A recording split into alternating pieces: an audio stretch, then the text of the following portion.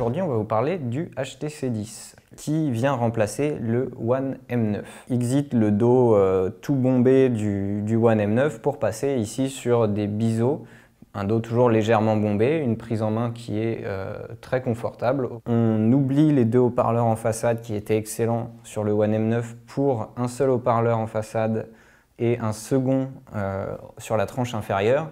On a énormément perdu en confort d'écoute, en spatialisation. Le rendu stéréo est beaucoup moins bon.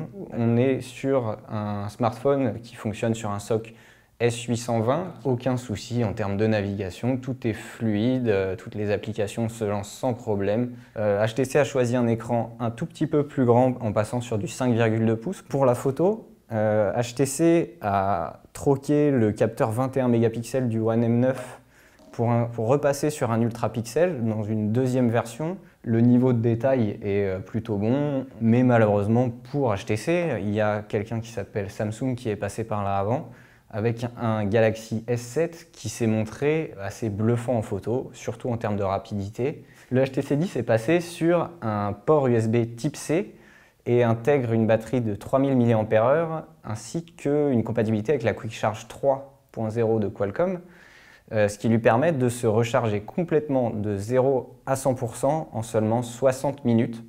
Alors ça compense un petit peu une autonomie qui est correcte, mais là encore une fois en dessous de celle d'un Galaxy S7. On est sur un smartphone résolument haut de gamme qui fait un bon travail à peu près partout. Le seul problème qui va se poser pour lui, en fait, c'est son positionnement tarifaire. On est à 749 €. Il faut savoir que c'est tout de même 50 € de plus que ce qui était demandé pour un Galaxy S7 à la sortie de ce dernier.